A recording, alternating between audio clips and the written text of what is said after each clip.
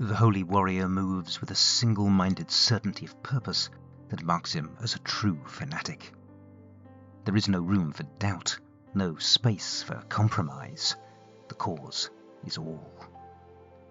Clad in the blue and white armored robes of the Enlightenment, with only his cold steel-grey eyes visible above his mask, he climbs the 100 steps of the Inquisitorium.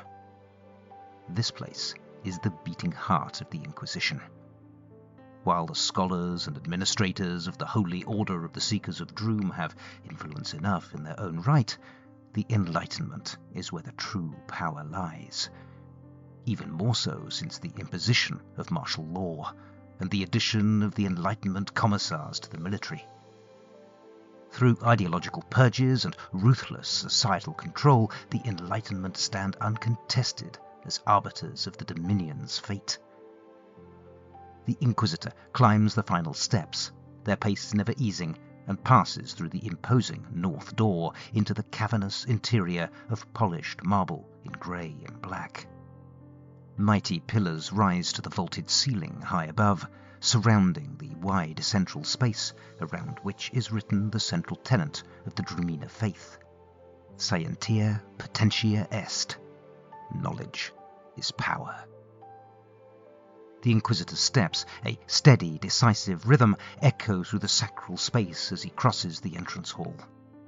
And then they begin to falter. His pace slows as he reaches the center of the hall, and then he comes to a full stop. He seems confused, all certainty drained away as something odd happens to his appearance. It is the barest flicker at first, hardly visible unless one were watching closely. A tiny glitch in reality, and for the barest and briefest of moments it is not an Inquisitor standing there, but a barrel-chested, rune-etched giant crafted of steel and brass. Then he flickers again, and the Inquisitor is wholly gone. Only the metal giant remains. It slowly raises one massive fist. Blue-white arcanicity crackles over it momentarily, and then sparks out. The arm drops limply to its side. Instigator, this unit is experiencing cascade failures in all subsystems. Shutdown is imminent. As the glow of its circular yellow eyes starts to fade, the automaton replies, seemingly to itself. Well, bugger!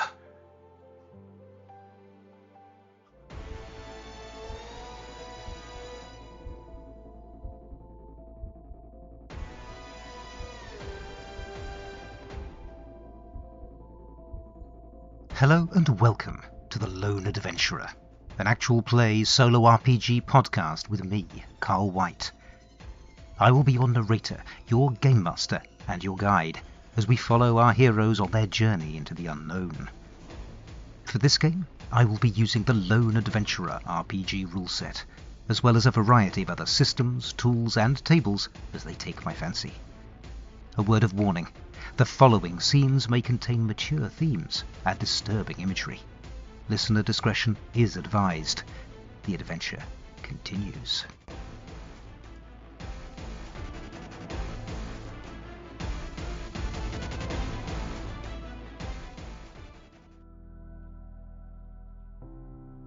Last time on The Lone Adventurer. Tatters and the Spider infiltrated the communications hub at the Imperial Palace on the trail of the unseen agent that had taken the form of Seneschal Aurelia Dern. But the plan began to unravel almost before it had begun. The Spider was identified as an imposter and captured.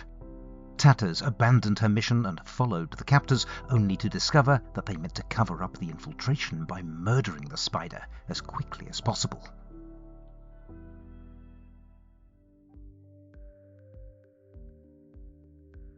Welcome to just another day at the Lone Adventurer office.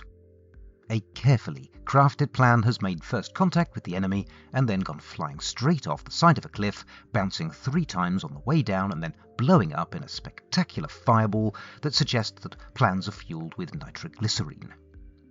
Let's back up a little and see how that came to be.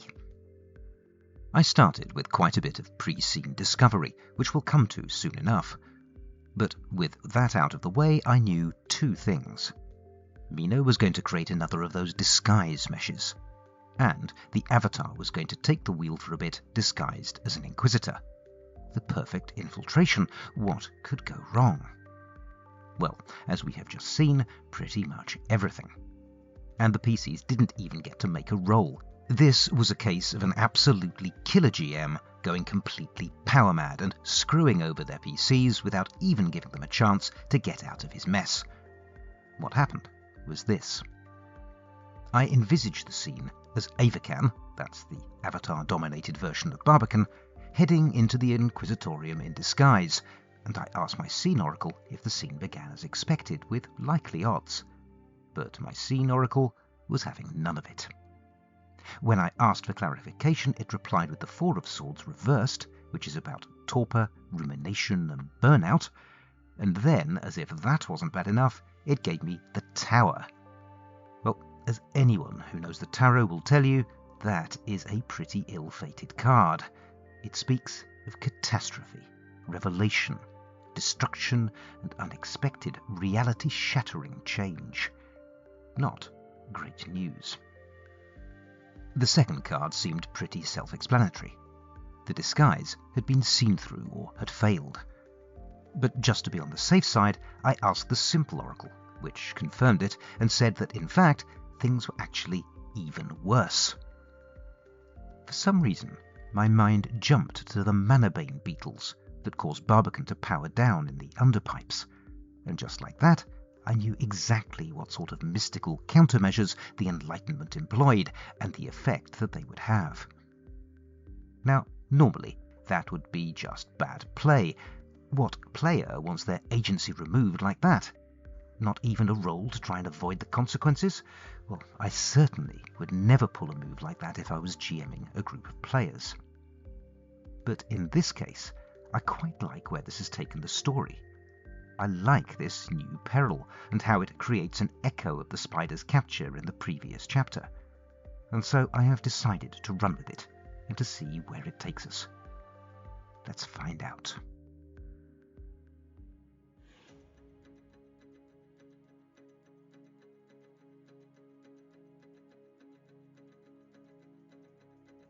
Well, bugger! She had hoped for good news ahead of the Inquisitorium strike, but Cadmus is unable to oblige. "I'm truly sorry, Mina," he says. "I wish I had better news. We could attempt the procedure, but at this stage I have no idea whether it would restore you to your body, transfer the Avatar to your body, transfer both of you, or a blend, or even kill you both. There is simply no precedent for this, and if you say your consciousness is becoming increasingly entangled with that of the Avatar, then our task only grows harder with each passing day." Unacceptable. This unit will not countenance the risk of being relocated into a bipedal organic life form. You're saying that's worse than death? Charming. Is there nothing else we can do, Cadmus? The devotant looks uncomfortable. There are two other options, but I don't see our friend here as liking the first one. Based on prior data points, this statement has a high probability of accuracy. Mina sighs. Will you please shut up? What is it, Cadmus? Well, if the Avatar here were willing to self-terminate, as it were, that would cease the cross-consciousness contamination and simplify the subsequent transference process, though I'm not sure I can, in good conscience, advocate for that course of action. Unacceptable. With the Doomspires deactivated, this unit must remain operational if the primary protocol is to be enacted. This unit proposes the termination of the Instigator's consciousness instead. I said shut up, Mina says. You said there were two options, Cadmus. What's the second? I'm afraid I don't think you're going to be too fond of this one, Mina. I think I have figured out a way to reinforce each of your separate psyches, insulating them from one another, at least for a while. That would make you more you and it more it. That doesn't sound so bad, says Mina slowly. What's the catch? Well, In order to maintain psychic equilibrium between you and prevent a return to a merging state, each persona, the Minakan and the Avakan, so to speak, would need to alternate control of the Gestalt. For roughly half the time, you would need to let the Avatar drive. There is a long, uneasy silence as Mina lets that sink in. If what Cadmus is saying is true, her control of Barbican has been hastening the blurring between her and the Avatar. Ironically, if she is going to hold on to herself, she is going to have to relinquish control. But can she trust the Avatar to return it? The last time it took over, it nearly killed Valerian, and she had to forcibly wrest control back. It had been a close-run thing. If she's honest, she's not 100% certain she could repeat the feat. And yet, it would seem that they face mutually assured destruction if they do not follow this path. If the Avatar refuses to relinquish its grip, it is only hastening its own merging with Mina, and she is certain it has no desire to succumb to that fate. Can she trust it? Can she willingly hand agency over to something so alien, so unlike herself in nature and in goals? It is the Avatar that eventually breaks the silence. Acceptable.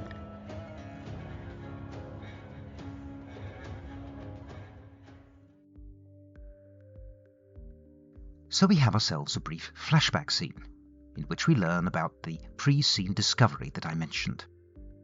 I kicked it off by asking the Great Machine if Cadmus had made any progress on restoring Mina, and it answered no, not really. But with a deep oracle draw, I discovered that there were a couple of other possible options to consider. They could attempt a very risky procedure with no guarantee of success, or eliminate the Avatar and preserve Mina in Barbican. I also wanted to find out how the Avatar might react, and so I created it as an oceanic profile, and then used that tool to give me its reactions. And quite predictably, it was fairly pissy about the whole idea. The final compromise idea, and the creation of two distinct Minakan and Avakan identities who would take turn driving, was my own. It seemed like the logical middle path, given that no one was happy with the other alternatives, a suitable plan B. And it also gave me an opportunity to do something else I'd fancied doing for a while, creating a distinct character sheet for each persona. So, going forward, Barbican will play quite differently depending on who is taking the lead. As an example, the disguise mesh that Mina used to attempt to sneak into the Inquisitorium was the result of her being restored to her whole technomancer skill set.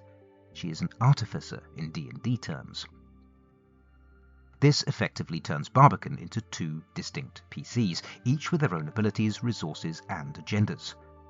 And this strikes me as an interesting idea for a solo RPG system. What if your PC was in fact multitudes? What if, like the Quis Imperium in the Miracle Man comic, a character had the ability to body swap, pulling out alternate forms from underspace? They might switch between these forms, perhaps at the cost of a resource like Daggerheart's Stress, in order to deal with specific challenges. A thief to bypass locked doors, a mage to deactivate a magical trap, or a warrior to overcome foes. As one falls, another takes over, with access to the fallen form lost until a period of extended rest, assuming they're not completely dead. The benefits of a full party versatility, but with the limitation of one form at a time and a cost for switching. It seems like a fun idea to explore, and I may do so at some point, but it is also a timely reminder of the risk of distraction and rabbit holes. I have this game, here and now, which won't play itself, particularly if I sidetrack into game design projects. So let's stick to the matter at hand, shall we?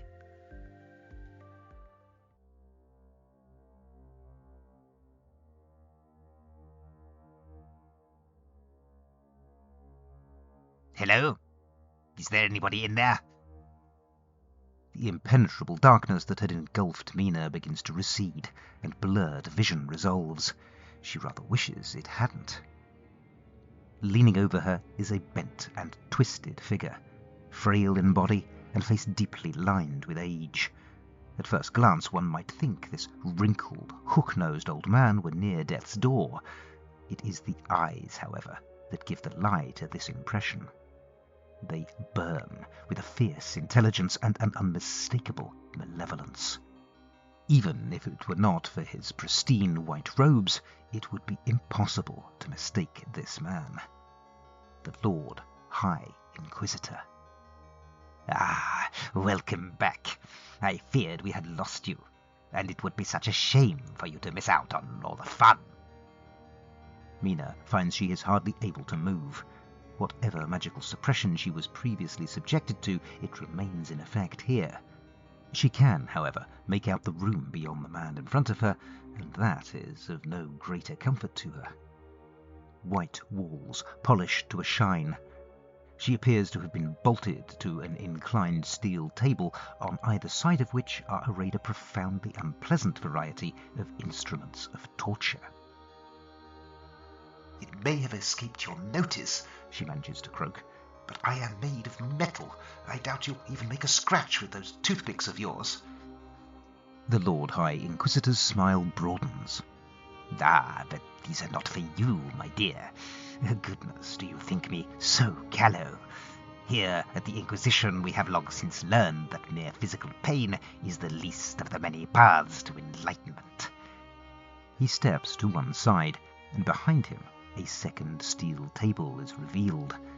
Strapped to it, gagged, limp with terror, is the Whisperer's secretary, Digby. I have many, many questions for you, Miss Philomena Cassandra Montresario. Questions about your compatriots in the web, of what you have learned and what you had intended to do. If your answers do not satisfy me, it will not be you who feels the knife, but our portly friend here. It will be his screams that haunt your nightmares. "Do you think I give a damn about that toad?" Mina scoffs. "Carve away. See if I care." Digby's eyes widen with horror, and he begins to thrash in vain against his bonds, shrieking into his gag. The Lord High Inquisitor smiles once more. I know enough about you, Miss Montresario, to see through such transparent attempts at deception. Regardless of your lack of feelings for this man, his pain will wound you well enough. But you are right. His agonizing death will not be what breaks you. I would give you greater credit than that. Mr. Algaric here is merely the hors d'oeuvre. A warm-up, if you will, for you to get a sense of what degrees of agony are possible for the human form. From there, well, why don't I give you a sneak preview? A panel slides back at the far end of the room, revealing two more steel tables. Strapped to them, are Sallow and Valerian.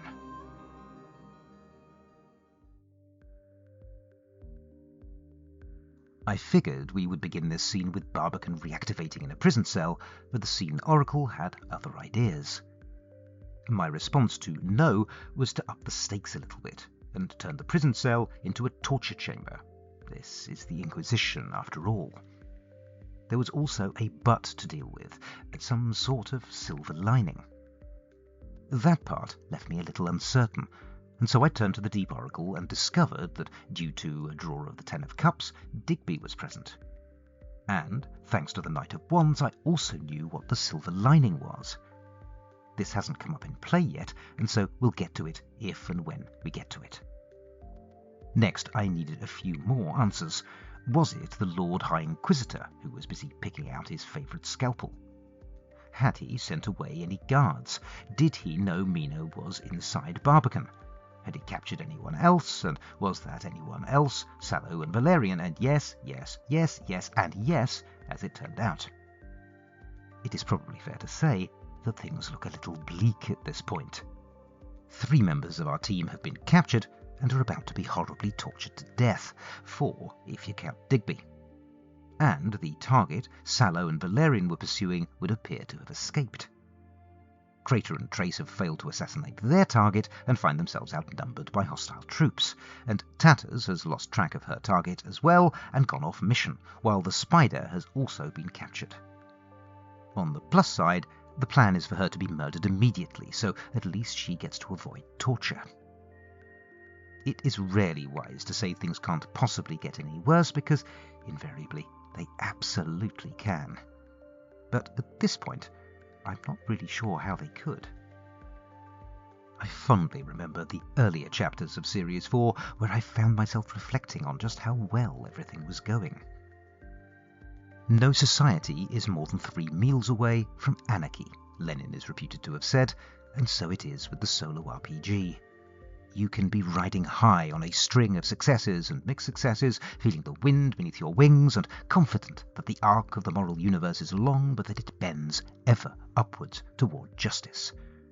And then, catastrophe.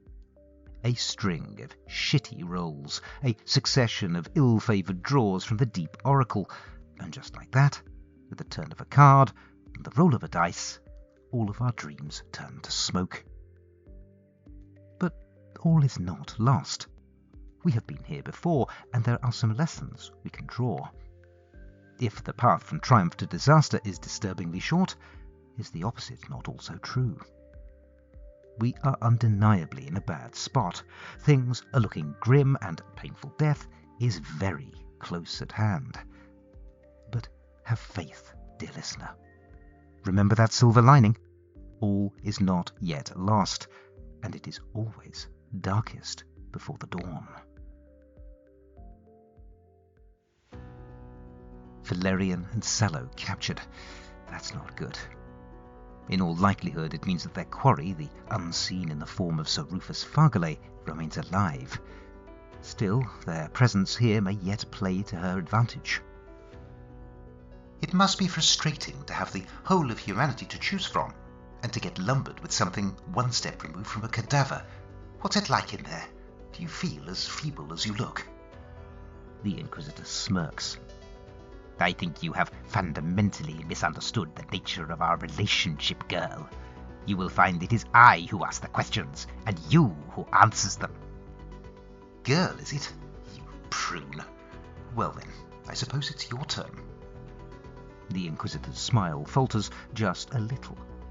What do you mean, it's my turn? Mina doesn't grace the question with a response. Instead, it is another voice entirely that replies. This unit has assumed control. Rerouting auxiliary power. Accessing energy reserves. Stand by.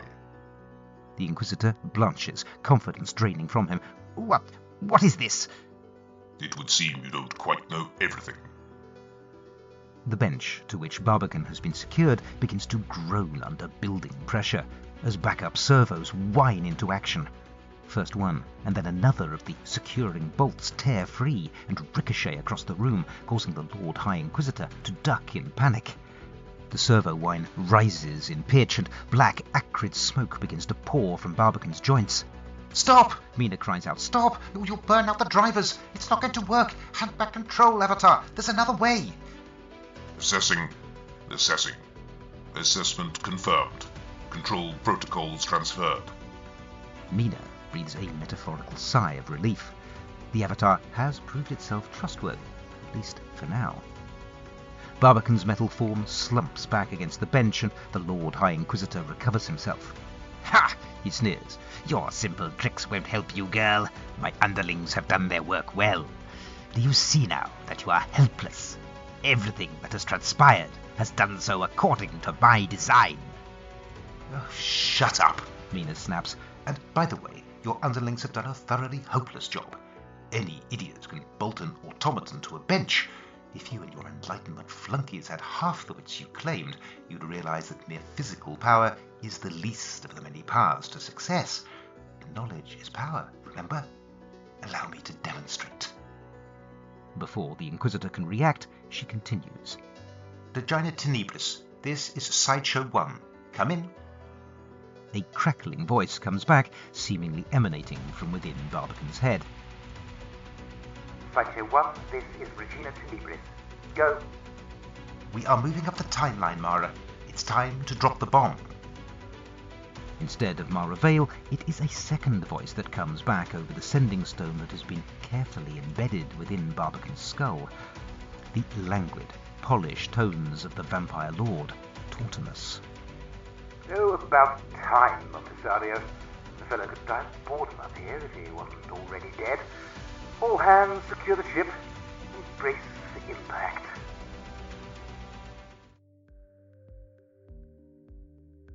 You might have been wondering where Mara Vale had got herself to in this multi-pronged mission madness, and now you know.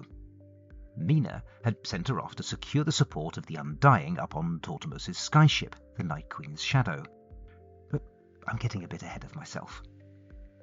To kick things off this time, I envisaged the scene as the Avatar trying to break free.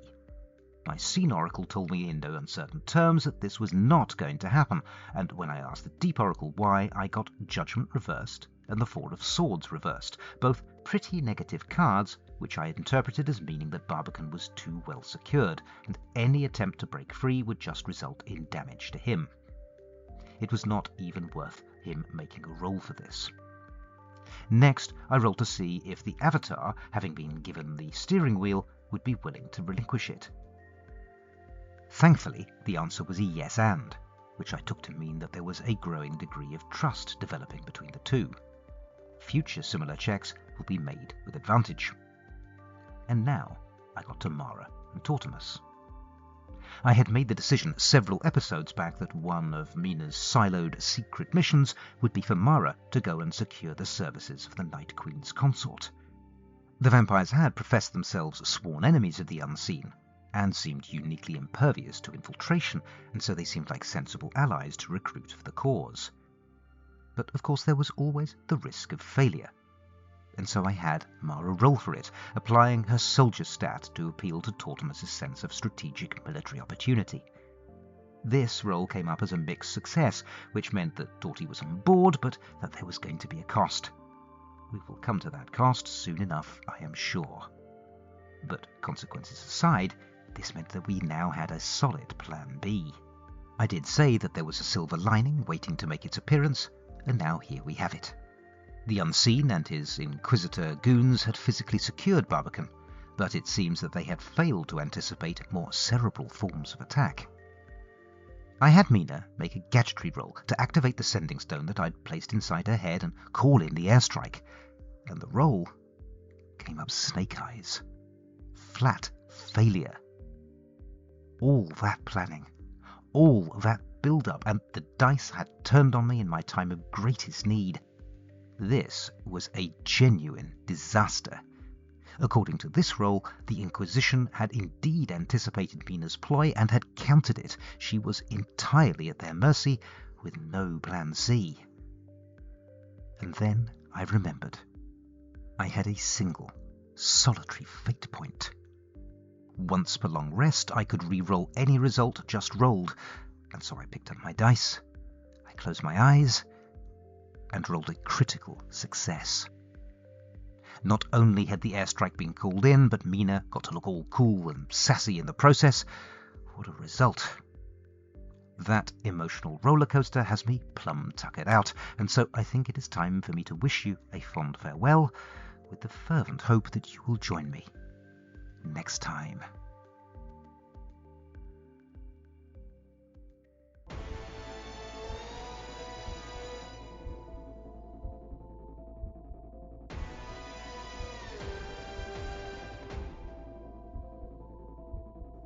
You have been listening to The Lone Adventurer, a solo RPG podcast played, written and performed by me, Carl White. If you've enjoyed this episode, please consider telling your friends about it or leaving a 5-star review wherever you get your podcasts. It really is a huge help. You can follow me on BlueSky at theloneadventurer.bsky.social. Email me at theloneadv@gmail.com or follow my blog at carlillustration.wordpress.com. You can find show notes for this episode and all others at theloneadventurer.podbean.com, where I include any links mentioned in the episode, as well as mechanics information. I also include a link to a full episode transcript. The story will continue in the next episode of The Lone Adventurer. Thank you for listening.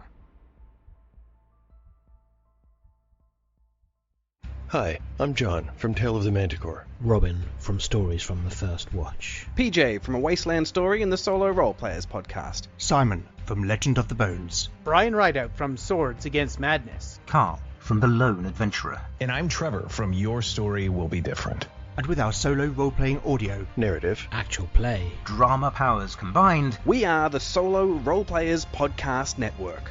Usually accustomed to delving the depths, scouring the desert, surviving the wasteland, or facing the dragon alone.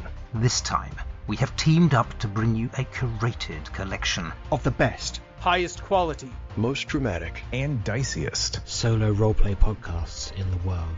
There are dozens of us. So if you're looking for your next solo role-playing adventure, roll over to soloroleplayersnetwork.com. Sample and subscribe to something that takes your fancy. And discover your new favourite solo role-playing podcast. See you there.